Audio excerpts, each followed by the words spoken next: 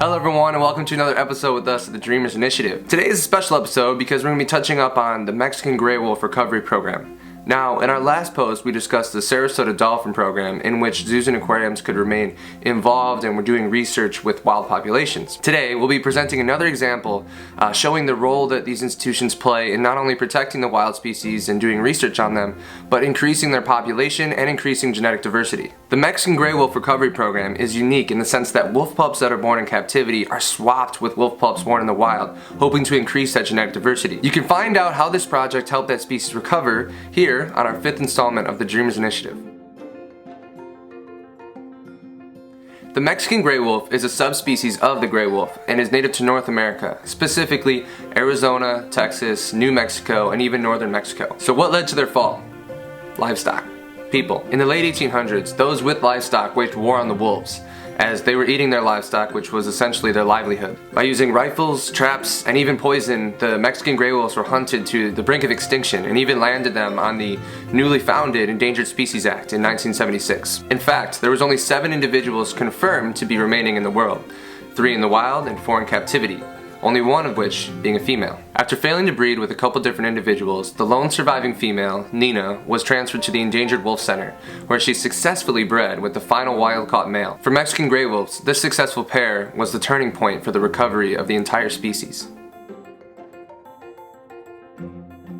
The Endangered Wolf Center became the primary, and only, breeding location for this species, eventually in 1998 releasing 11 individuals back into their historic range of Arizona. Shortly after that reintroduction into Arizona, the first pup was born in the United States in over 50 years. By strategically matching individuals based on their degree of relatedness, they were slowly able to grow that population over time. With just over 100 individuals in the wild by 2010, the Mexican Wolf Interagency Field Team started looking at new and creative ways to increase that population in the wild, specifically looking at their genetic diversity.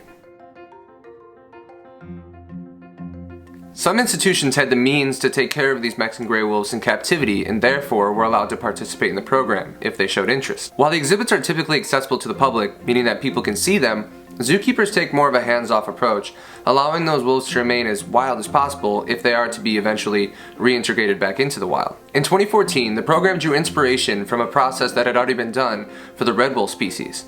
This process was known as cross-fostering. Pups born in captivity were swapped with those in the wild, hopefully to bring new genes into the wild populations.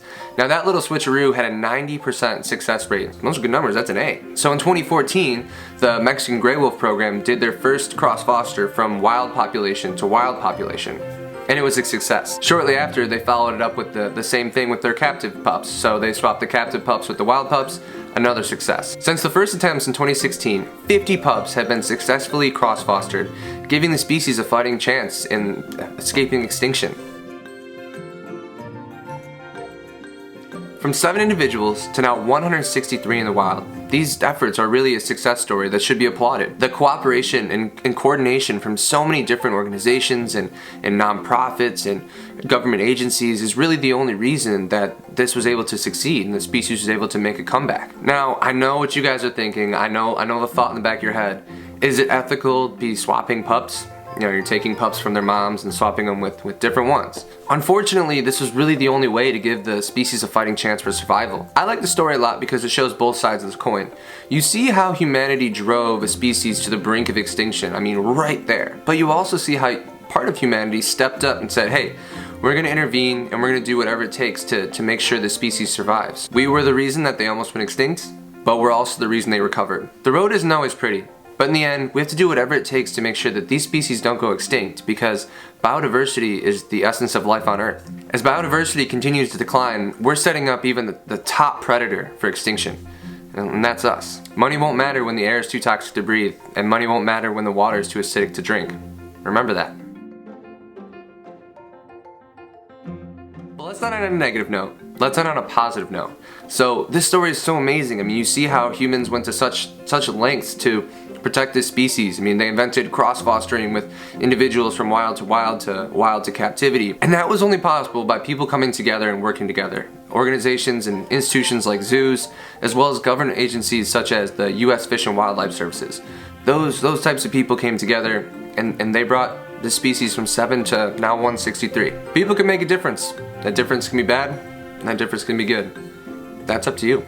If you guys like this video, please make sure to toss it a like and subscribe. I'll be providing the information for our YouTube channel down below. Again, we really appreciate the continued support and our effort in bridging the gap. Let us know how we can get better. Let us know the types of things that you would like to hear.